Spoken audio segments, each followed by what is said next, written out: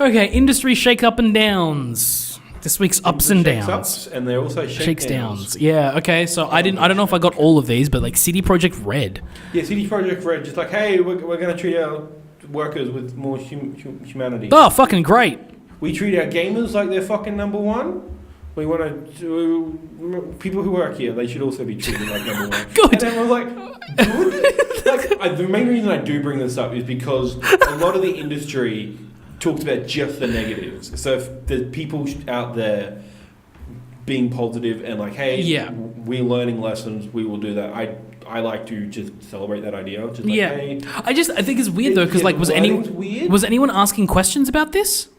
No, I don't think that's probably because that's the problem. Is just like it's literally someone just like kicking the door open at the family dinner and going like, "I've been a shit person and I will do better," and everyone being like, "Okay, sure." Yeah. What? And like even worse than that, like confessing to a murder at Christmas dinner, and everyone being like, "Wait, did you just murder someone?" Like, wait a second. And then being like, no, but I've gone to rehab and I've gone to counseling and I'm working through my emotional anger and I'm fine now. But wait, you murdered someone. What? And that's CD Projekt Red, me being like, well, it's great that you're doing... Wait a second. Were you treating your workers like shit? It was probably just normal crunch, which yeah, sure. Yeah. Yes, they should do better than that. Yeah, 100%. But it's just weird. It's no and it's Bioware not situation or anything like that. But it's also like I was under no illusions. Like I looked at the games that CD Projekt Red produced, and I wasn't looking at that going, "Well, I'm sure everyone there's well paid and well fed." Yeah. Like no. Without stress. Yeah. Like I'm sure they're all well-rounded individuals with a good work-life balance. No, not a chance. Yeah. Look at The Witcher. I'm like, there was at least 4 divorces that went into The Witcher. At least. That fucking minimum. There's at least 4 divorces and 15 children with problems they will never get over. Yeah. Like that's just how it goes, which is a bad thing to say, but probably right. That's the industry that we're in at the moment, and it should get better. Yeah. So yes, props to CD Projekt Red for getting better, but what the fuck? Yeah. What? Yeah. I don't know, maybe I just missed previous stories, but I haven't seen... like there would have been something that's just like, like in a list of like, Naughty Dog has bad crunch, so does CD Projekt Red. Yeah. Like it's one of those things like, they're bad. I just feel like I've seen more stories about CD Projekt Red having like a really bad social media manager over the last couple of years who's like, dude, what the fuck? Like... just like transphobic and homophobic tweets all over their Twitter and like really bad stuff on good old games, and you're like, guys, whoever that guy is, you should fire him right now. Or at least put him in the back. Just get him to shut up. Like, it's just, take his phone off him. Take his phone off him now. Yeah. But like, it was just super weird that like, this is the story that... Anyway. Yeah. Call of Duty 2020. Oh yeah, this shit. Yeah, Sledgehammer are not playing well with Raven. Yeah. Or with Activision as well. Well, Sledgehammer, yeah. So yeah, that means... the Black Ops team is making Black Ops 5 next year. Yay. Apparently they're just doing multiplayer, and then Sledgehammer and Raven are going to be continuing the multiplayer just within the skin of Black Ops. Cool. The thing was, I heard some details about what this game was supposed to be at the start, and it sounded cool. It's just a Cold War game in Vietnam, wasn't it? Yeah. It's a time setting it's a setting that we haven't really done in a while. Well, Vietnam is a bit of a subject, and it's like, okay, well, if you're going to tackle that, you've got to have some chops to do that. It's like it's weird because we always. The problem with war games has always been they usually pick 2 different places, which is like World War I or World War II. Choose your fighter kind of thing. Like, and it was Call of Duty that was the first one to break from that and be like, hey, modern warfare. And everyone was like, holy fucking shit. Wow. Right. There are guns today too. And everyone looking at America like, don't tell us you didn't think of this already, you pieces of shit. Yeah. But they were the first ones to kind of break it up and do something different with it. And like, I feel like that is the next step, is for us to stop pussyfooting around with the wars that are less savory. The ones that are less... The ones that haven't been done to death and the ones that haven't been taught to death as good versus evil, the ones that are a little bit more grey. That's whoever tackles the Vietnam War correctly is probably going to be the next shooter that everyone loves. I mean, Black Ops 1, I don't know if it did it correctly, but it did it. It was a Vietnam Cold War game. A cool, an interesting Korean War game could be done. Yeah. Like, that's just a pointless war. Yeah, and then there's also, then you've got other, like, there's still the stuff in like Afghanistan, probably not the one that we know, like not the one from our age, like from the one from the 80s, like that shit's got to go down. There's plenty of other theaters of war to look at. Yeah. But also... A World War II game that's set in Papua New Guinea. I'd like to play that. Yeah, sure, absolutely. A World War II game that's set in Japan. Yeah. Shit happened everywhere else in the world. It didn't just happen on the Western Front. Yeah. I don't know, a farming simulator where you just play as American farmers during World War II, where everything is fine up until 1944. like then just you see your Japanese friends goes in the camp. Yeah. Bye, Akira. Oh god. Like there are plenty of other places to look at, but also other theaters of war to look at as well. And then the other part of me is like, why does Activision continue to profit off of war? Can we just like get them to stop that and maybe, I don't know, make a different game? Like stop. Make a different game. Make a goddamn different game. But also, this year's Call of Duty is called Call of Duty Modern Warfare. Very inspired. I mean, it's a reboot. God of War was called God of War. Yeah. Like I saw some people complaining about it, but then I was like, well, that's weird. But also, it's not. Like we do it all the time. Yeah. Movies, television, everyone does it. Yeah. Like if you're doing a reboot, then you just name it the same thing. Yeah. And you just then every wiki page just has brackets 2019 after it, and we're good. Yeah. Like it's fine. It's fine. It just, to me, I think it's a bit soon.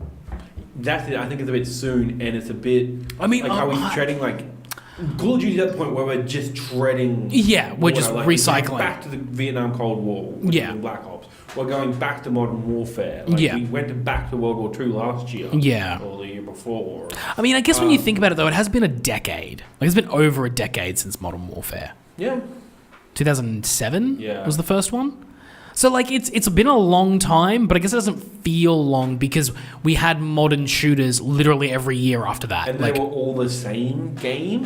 Like, Medal of Honor was just that. Yeah. Black Battlefield, 4 and 5. It's just like... Battlefield 3. Oh, yeah, that's what I'm thinking. Yeah, Battlefield... 5? 5 World War 2, isn't it? 5 was World War 1. No, 1 was World War 1. But 5 is also World War 1, isn't it? 2. Oh, fucking who cares? I care. I don't give a shit anymore. I don't give a shit. Battlefield's trash anyway. Fight me. No, it's fine. It's fine. It's just... Yeah, they all just... Like the I guess it's because they're running on the same engine. Battlefield 1 was World War 1 and then Battlefield 5 was World War 2, but they're running on the same engine. They just look the same to me. Yeah. Like they just... And I was like... Ugh. Don't get me wrong. Frostbite engine's gorgeous, but... Very gorgeous at mud. Yeah. Anyway, well, Riot update. They said no. Yeah, I heard that. Now, what was the further action that was going to be taken? Because they kept saying they were going to do... I think they're going to take it, the rioters are going to take it to the board of directors and like have a petition signed out. Yeah. And then say, hey, board of directors. Because that's what I was looking at. Or punch you, or do the scene in Shazam where we just kick all of you out the window. Because they,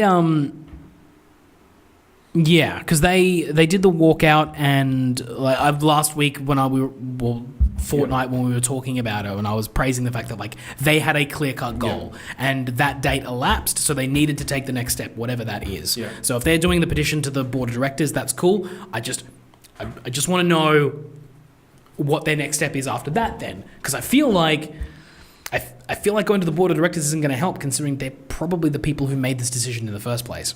Probably. The specific, from what I remember, is Riot said no to no arbitration, but because that deals with like the actual legal issues that are going on. Because if they were to say no, then that would just make weird legal stuff. But there was one line I think I read was it's like new employees will have the option to opt out of arbitration. Yes, new employees, but that doesn't count the. It's the retroactive thing. People that it's the retroactive thing that I think is really sticking here, and I think the Riot, the way their statement read was just that because we're already in active litigation, we can't do the retroactive thing because then we'll be in trouble here. Yeah. And like legally, that makes sense because they don't want to basically put themselves in a position where they've stabbed themselves. Yeah. So it's going to be a tough one to sell because they basically want their current lawsuits to go away. Yeah. But that's going to be really difficult in this circumstance. So, this is going to be one to keep an eye on because how this goes is a pretty big deal. Yeah. Yeah. Yeah. Alrighty. I thought those stories would take longer, but honestly, there's not much to talk about them. No. It just kind of is. But we'll move on to PlayStation. And their future because they keep talking for whatever reason. It's so weird. There hasn't been an official, like, for a console, like, for a proper next gen. Yeah. Usually there's the stuff, and then we get all this shit. Yeah, this is weird. Opposite. I don't know how to feel, but also, like, it's good to get information. It's good to feel like they're not... And, like, the thing about this is that they're controlling the message. Yes. As opposed to what's happening with Xbox, what happens with every other console. Everything just leaked out. And then you have the weird... Is Switch Pro real? Are they having, weird, like, leadership problems? See, and this is the thing, is that, like, you get that scenario... they're avoiding the scenario which Nintendo found itself in, which is, like, everyone's like, oh, Switch 2, Switch Lite, Switch Pro. And then when Nintendo says, like, no, that's not happening, everyone goes... Well, what's the point then? You should give me a Switch Pro. And they're like, we were never going to, you fuckwits. And like the people, it's kind of like it's I think it's very similar to what happened to Game of Thrones, which was everyone came up with their own ideas of what the ending of that show should be, and because the writers didn't meet the expectations of the people, it's shit. Because you didn't do what I thought you were going to do, you're shit. And it's like, no, they were never going to do what you wanted them to do. That's one reason that Game of Thrones ending's weird. One, but also I enjoyed, quick Game of Thrones aside, I enjoyed the final season because I never went in there with any expectation they were going to do what I wanted them to do. Also, the entirety of Game of Thrones was always about subverting your expectations. Yeah. From the very beginning, it was always about like, oh, you think this is a safe show? Bye. Yeah. So, of course, when you trace all the things and you're like, oh, it's going to end in this way, of course they're going to do what they did. Of course they're going to take all of the fan theories, all of the bullshit on the internet and just go, nah, left turn. Yeah. Of course that's what they were going to do. Yeah. I laughed out loud. I chortled when I saw the ending of that show. I thought it was fan-fucking-tastic in, like, the most car crash way I can imagine. Oh, man. Me in front of the Game of Thrones finale and me in front of the Bethesda press conference at E3, same energy. Same energy. I want you to record your reaction. I'm going to try. I'm going to load up the thing. What's the Bethesda one? When is Bethesda? Because if the times line up, I would like for us to record together. Here we go. 10:30 a.m. on Monday. That's awake time. That might work. That might. We might be able to do that. Yes. Cool. Okay.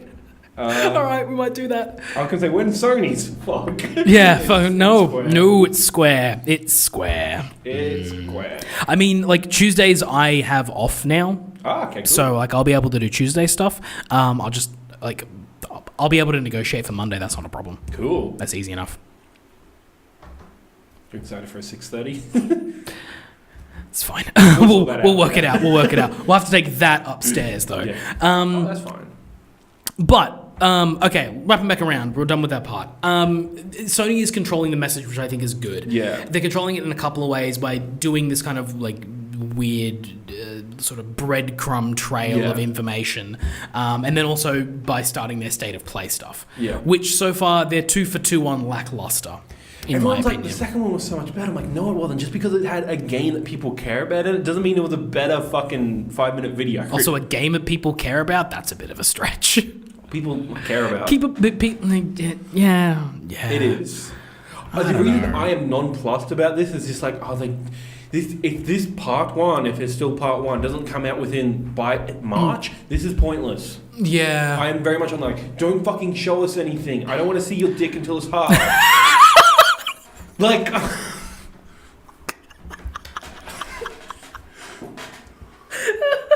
Yeah, okay. That's fair.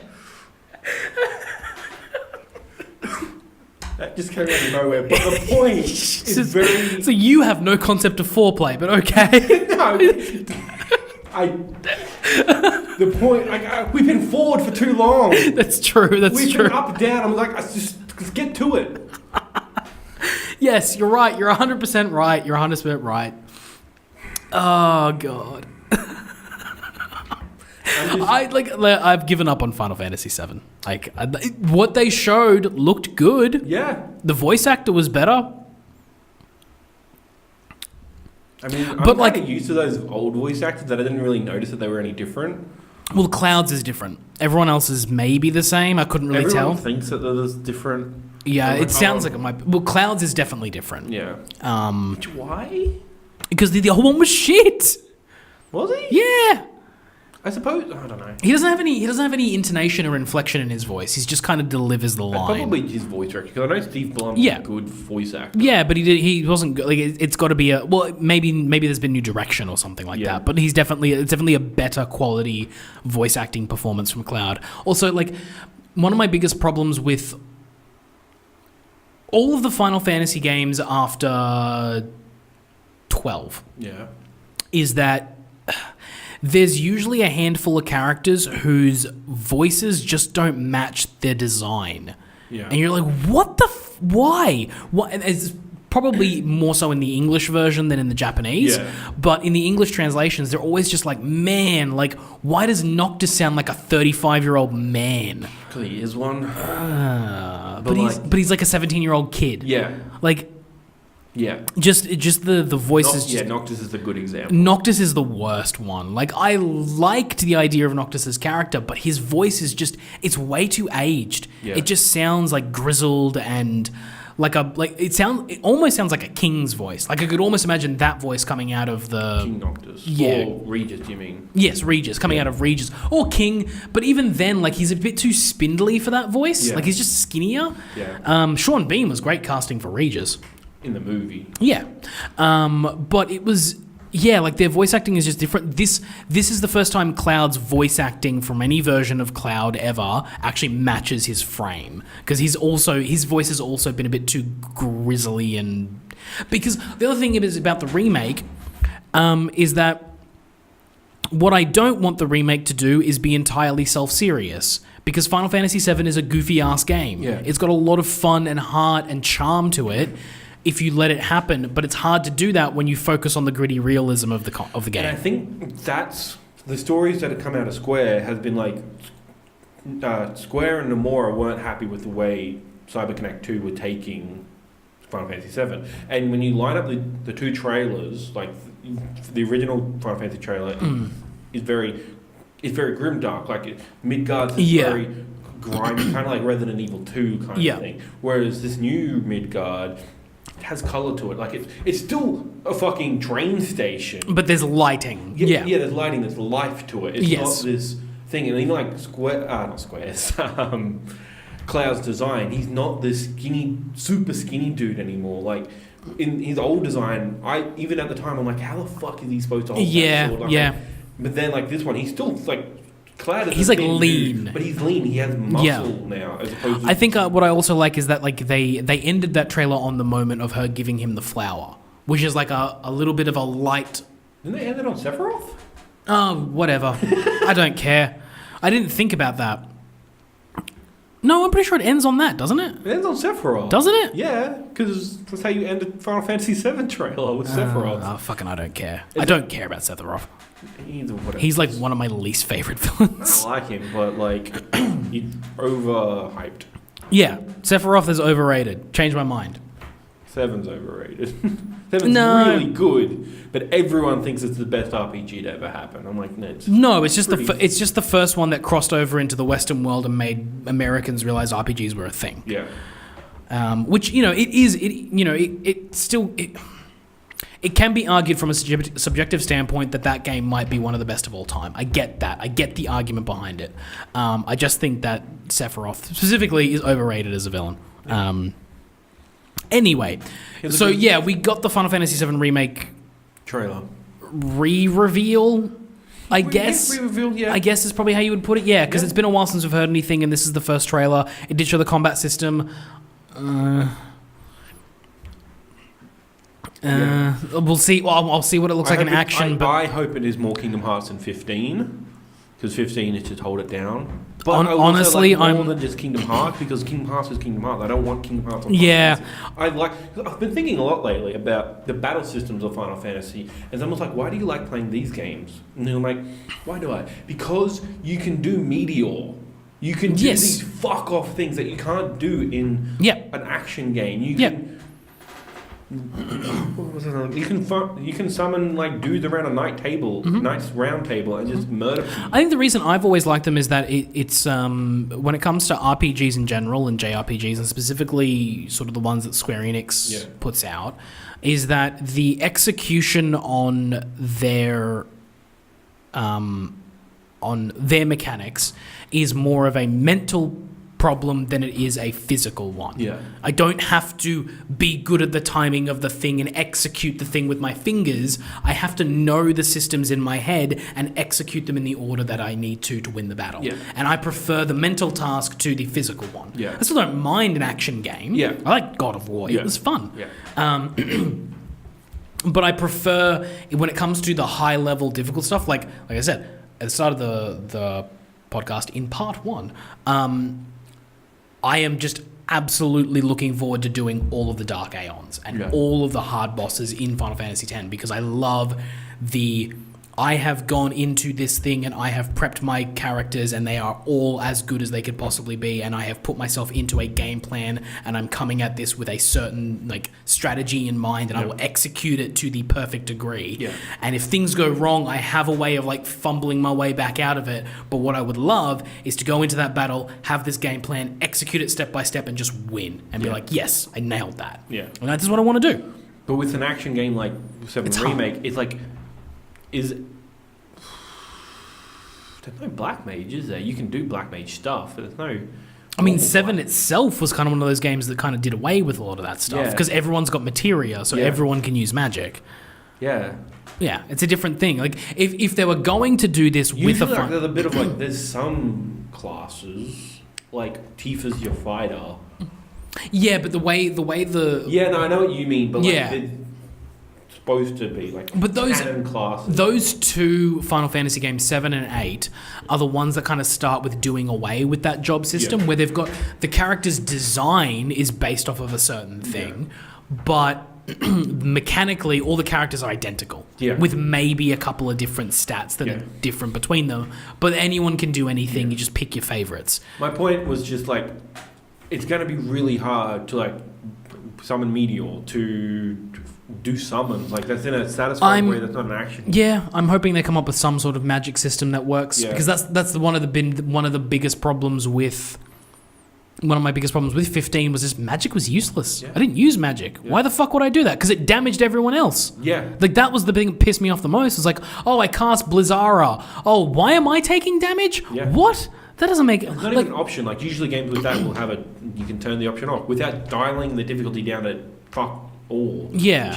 Which is why... Not the point I play RPGs for. Yeah. I mean... Turn that option off and it would have been great. I want to, do Blizzard, and Kingdom Hearts does that well. Just I use magic in that, can I play with difficulty? And then magic's really important there. And Goofy doesn't fucking run around when I shoot fire at him.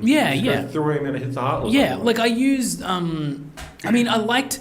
There was something interesting with the idea of casting a really powerful spell and it being so powerful that it's affecting everyone, including your party members. Yeah. There's something interesting about that idea, but gameplay wise, it's just not fun. Yeah. It's just not fun to be casting a spell and taking damage yourself and everyone else.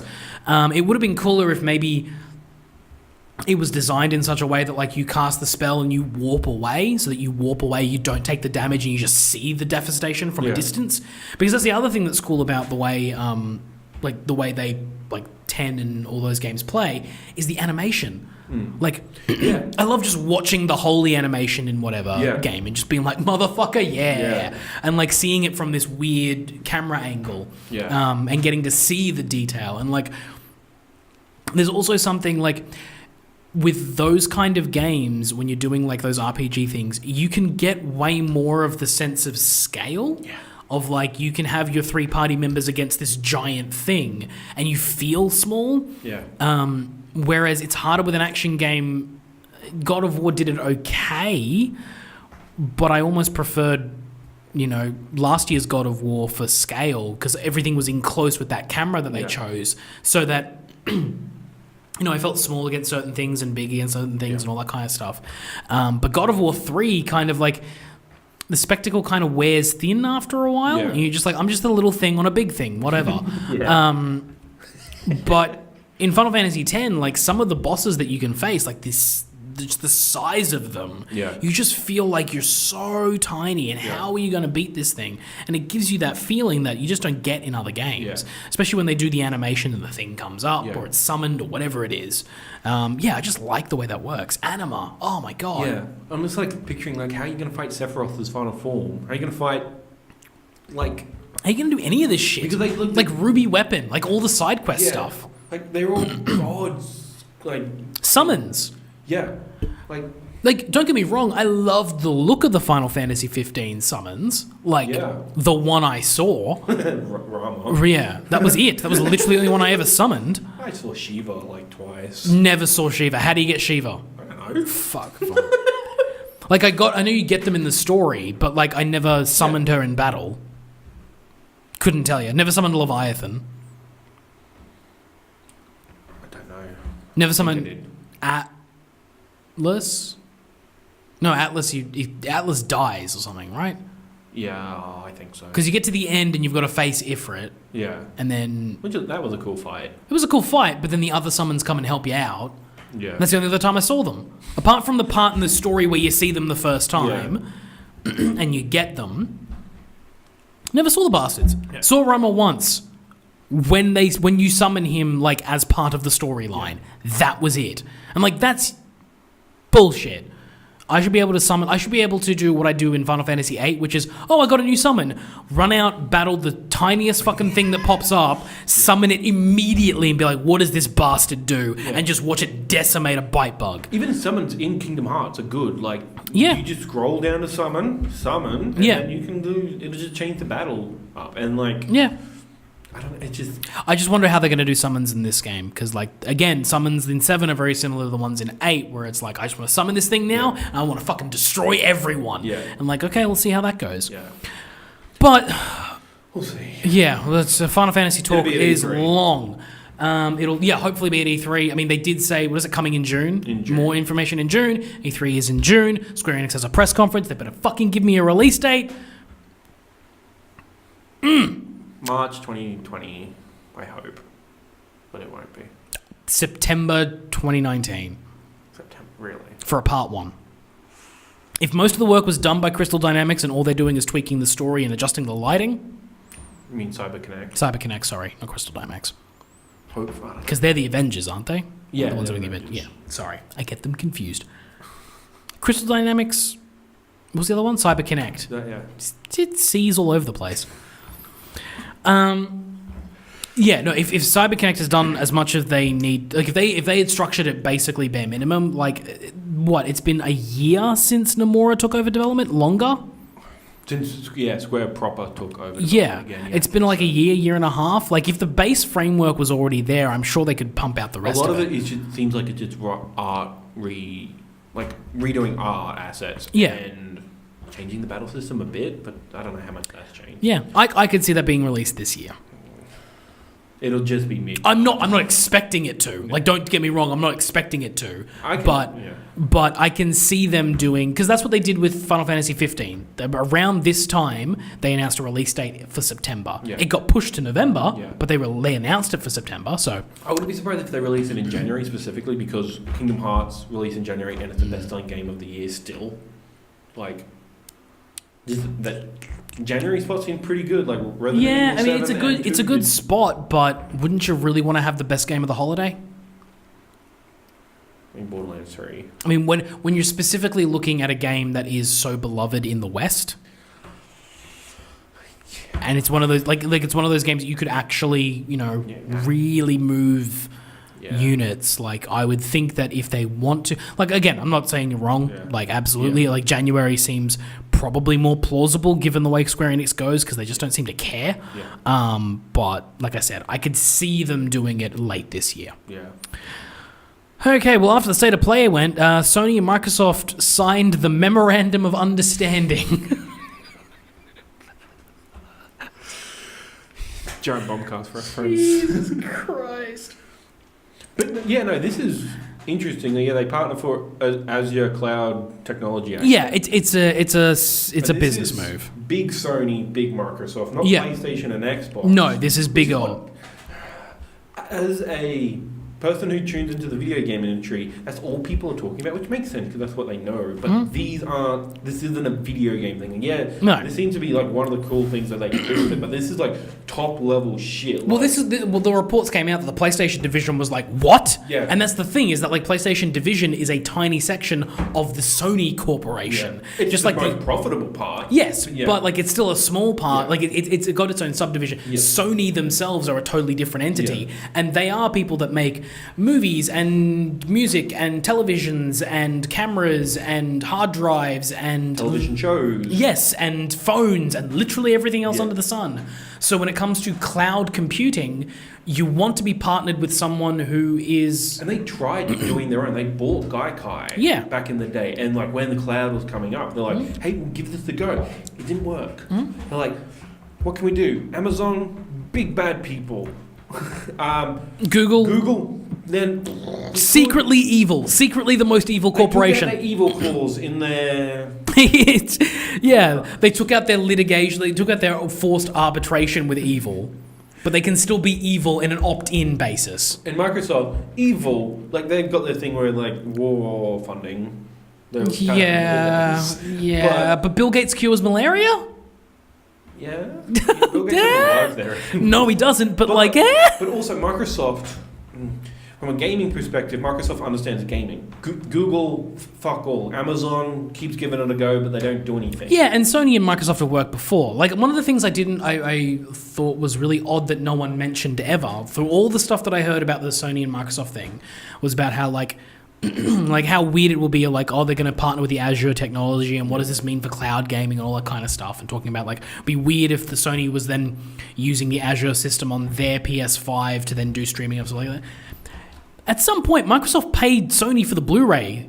Yeah. Like, that happened. I saw a Facebook comment bring that up. I'm like, yeah. That's a really good point. Yes. Holy fuck. We've already done this before. Yeah.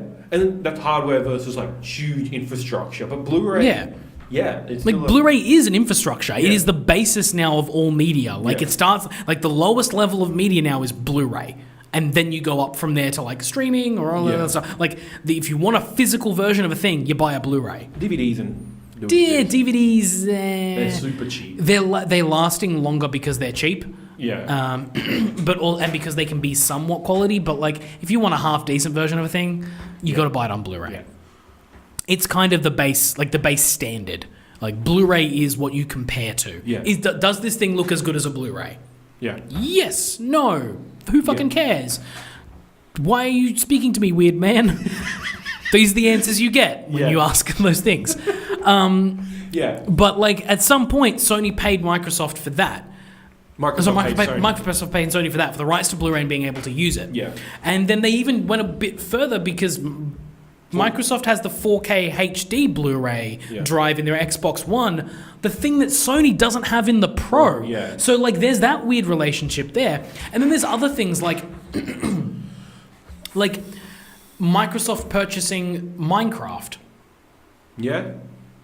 Every copy of Minecraft sold on the PS4 or PS3 or Vita, portion of that money goes to Microsoft. Yeah. Like, this is not a relationship they haven't had before. Yeah. In the last, I'd say 5 years, basically ever since Microsoft really fucked up with the Xbox One, both companies have had to kind of come to a certain agreement of like, it's better if we yes, we're competitors, but it's better if we work with each other in sort of a small way rather than. And I think that's becoming more evident as crossplay becomes a thing. Yes, it will. Dauntless is like the first proper cross-gen launch game. Yeah. Which is good, cool. Yeah. But like, PS4 will come to crossplay. The gaming industry will drag it kicking and screaming. Yeah. Like, it will happen. It's just a matter of time. I feel it'll be more, in fact, next gen, like PS5 launch.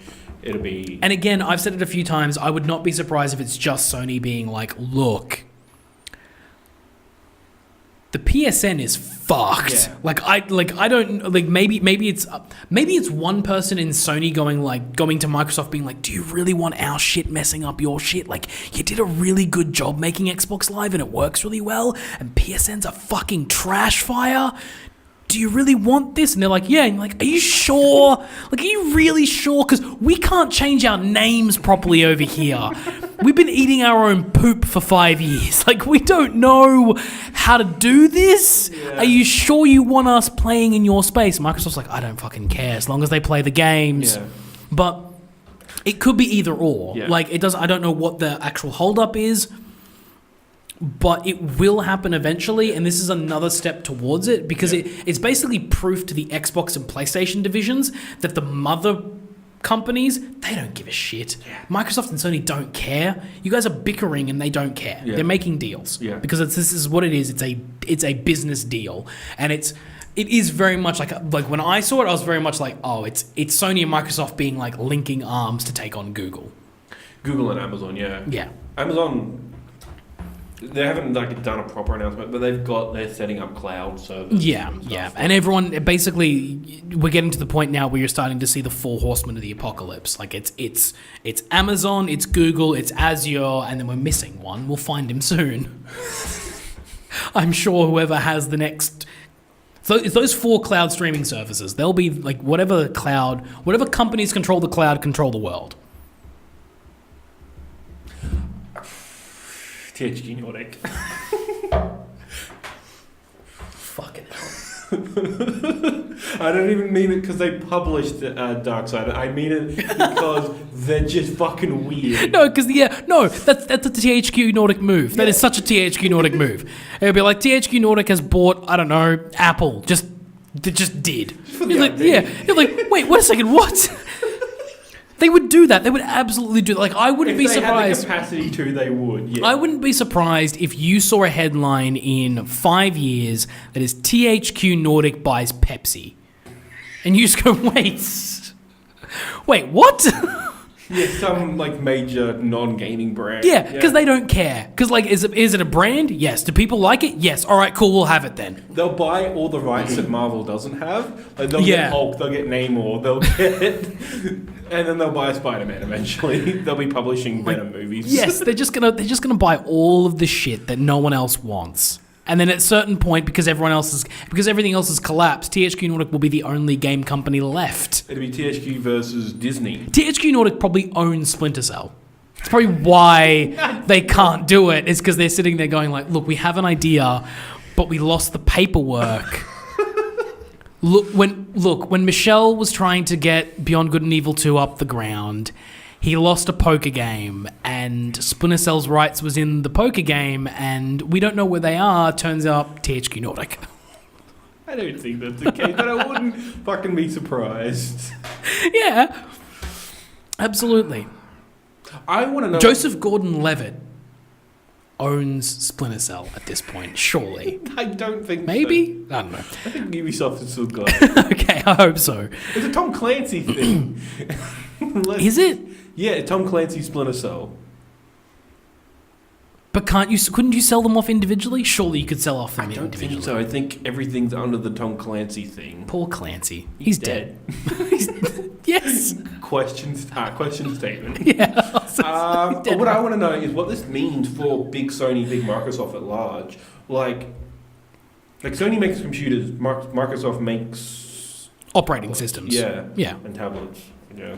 Well, they were talking. That's how they They were talking briefly about things like AI that Sony's been working on as well, and they're basically they're their transistors and their processing power that they're able to bring out of certain things. Because for like, when Sony decided to relaunch their phones with the Xperia Z series a few years ago, like 2015 or whatever, they legitimately produced the most powerful phone on the market, and it wasn't that difficult for them. And it wasn't like a Samsung, like, most powerful phone on the market. Also, it explodes in your pocket.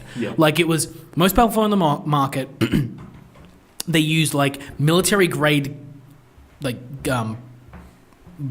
shock glass. It wasn't bulletproof. I was going to say, because we don't need that, but then I remember the entire country of America. Yes.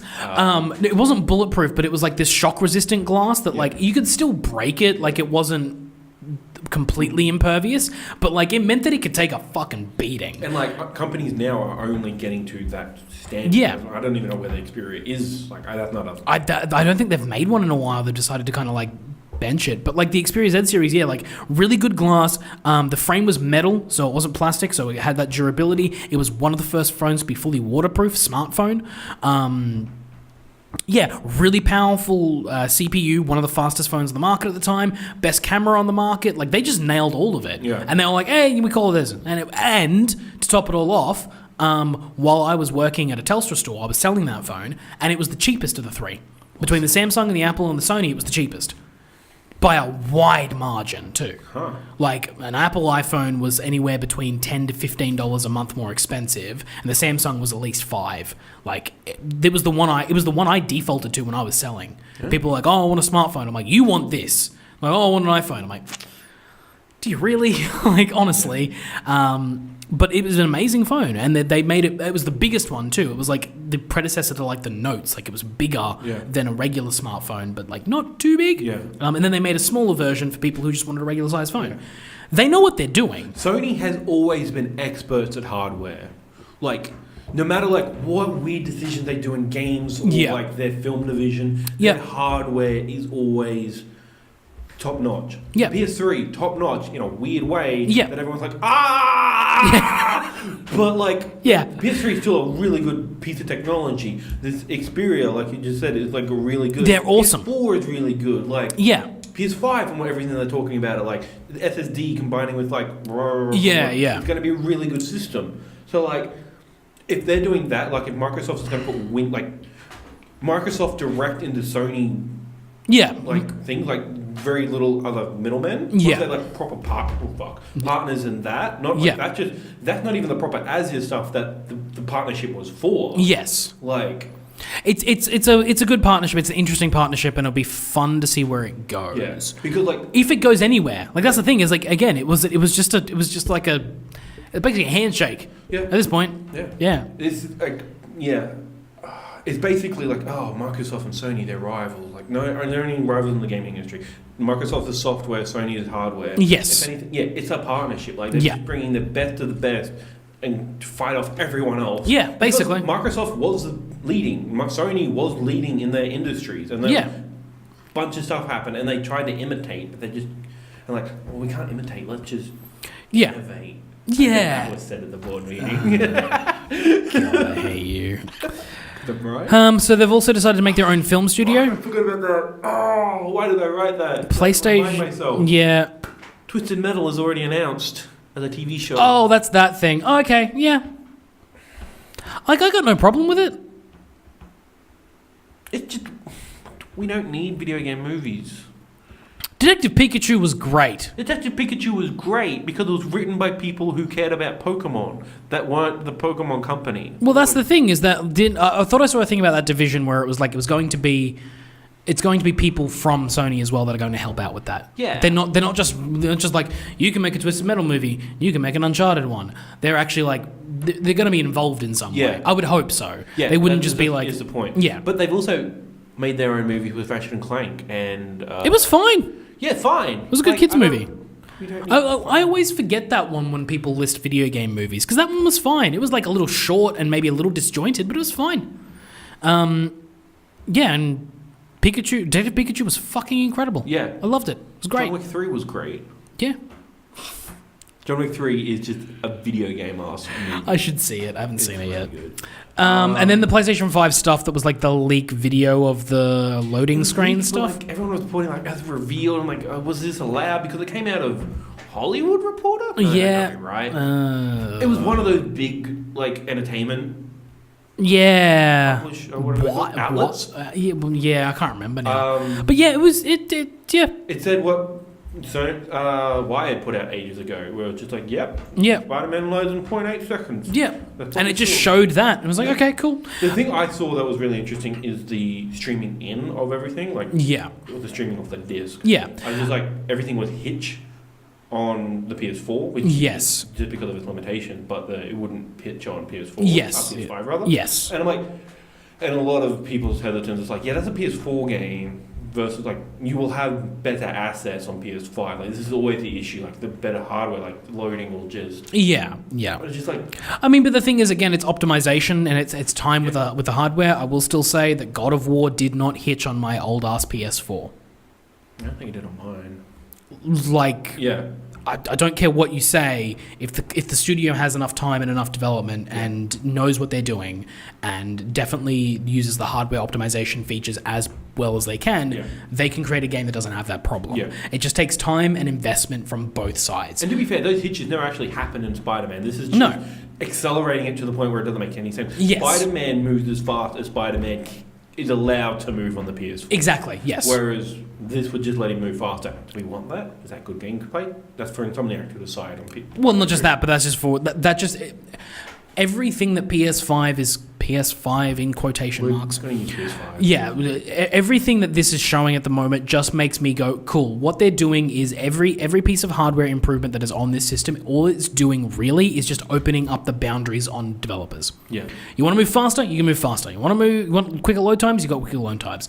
Again, my fascination with this is going to be, if there is no load times on the PS4, or if they're like 0.8 of a second, what happens to the tooltip? The loading screen tooltip. The thing that most games nowadays rely on to tell you some of the most important things in the game, gone. Yeah. Better tutorializing. I'm really hoping what that means is they get better at on-ramping people. Yeah. This is how you play our game in a non-boring, non-stupid way. Because you're going to need that, because people, if they get bored of your game, are just going to pop in another one. Because guess what? It takes 2 seconds to load. Yeah. So, you don't need to... You need to really hook people in, and you need to be able to teach people how to do stuff without just putting the, did you know you can press square to attack? Yes, next, please. Like, to the point where loading screens have button prompts. Some loading screens you can hit... Through. Yeah, you hit X to go to the next button, to the next thing. Be like, oh, that's an interesting tip. That's an even more interesting tip as it loads for fucking ever. Yeah. Yeah. The thing I want to come out of this is between death load time, because I'm kind of actually happy. Not happy. I'm fine with when you load up the game and you press continue on the start menu. I'm okay for that taking, because it is loading everything. In most games, unless you die, don't load again after that. For the most part. Yeah.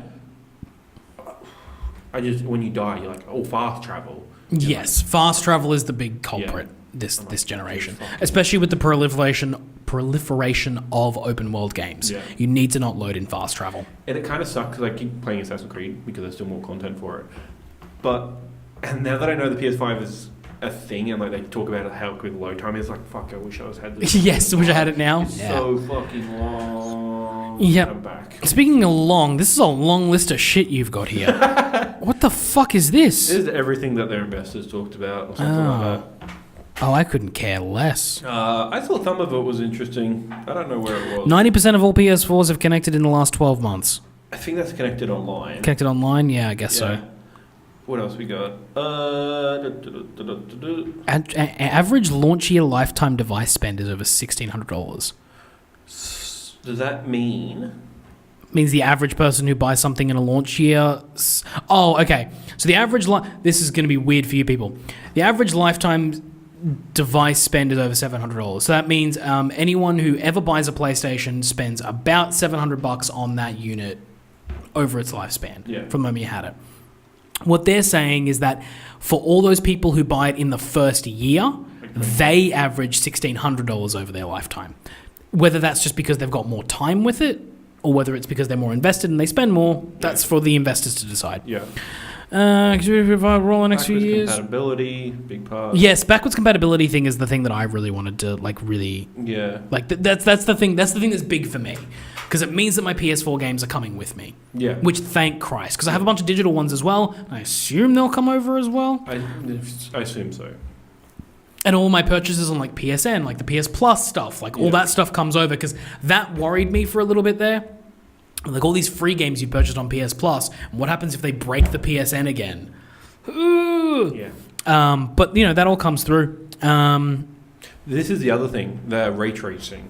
Like they will support ray tracing, and the only thing I know about that is from Bombcast. But what kind of ray tracing is what I'm asking? What I would be asking. It's proper. Like, is it like ray tracing, or is it the way that the PS4 Pro does 4K?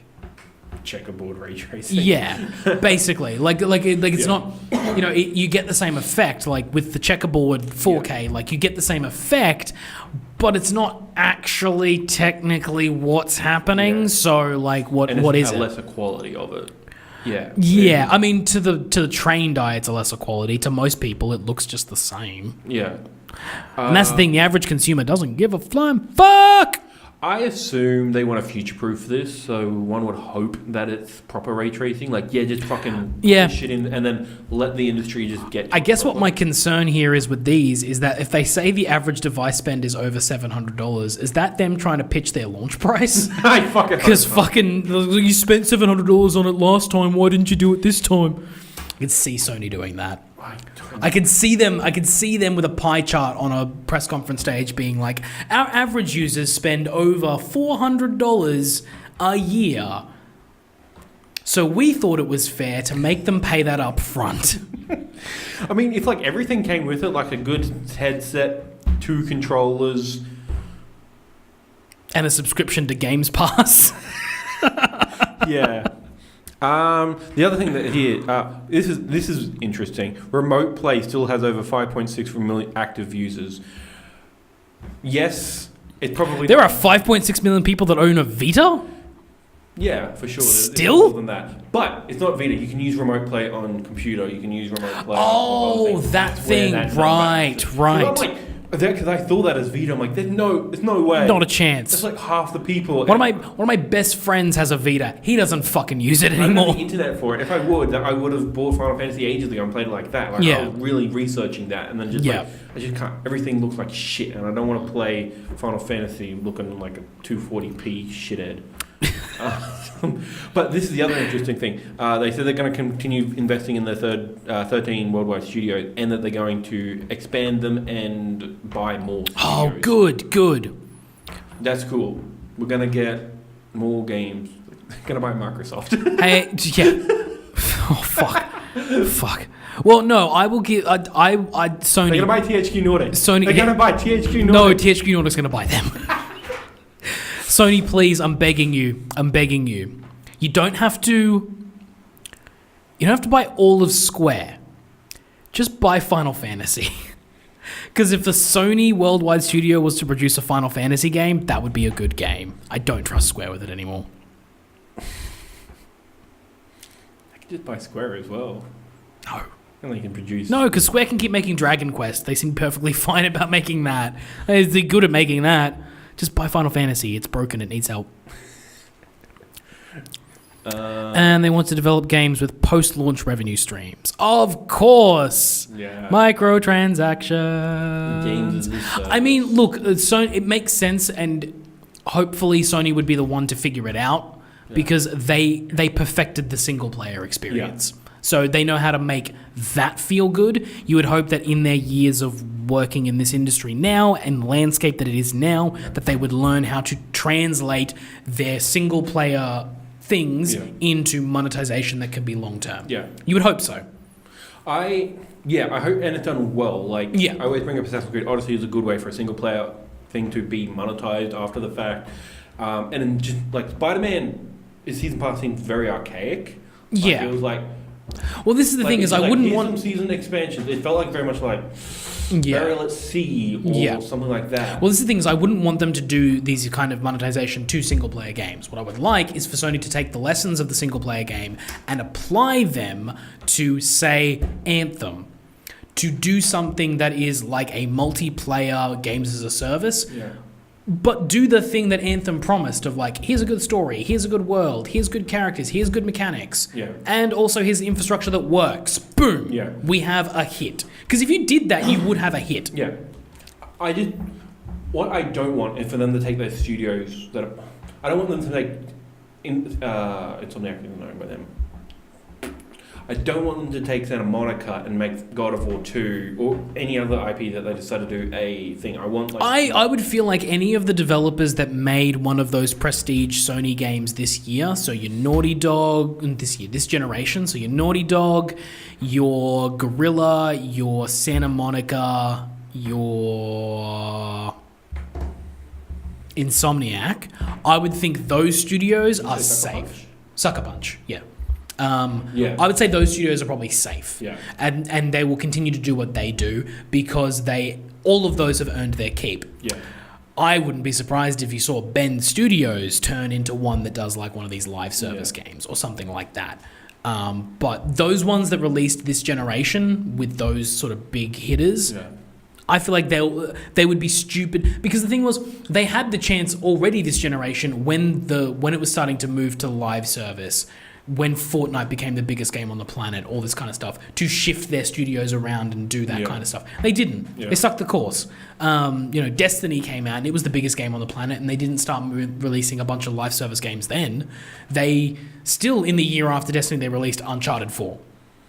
And then even in that year where Destiny became the Taken King and had one of the best years ever and became one of the biggest games on the planet, they still decided they were going to release Horizon Zero Dawn.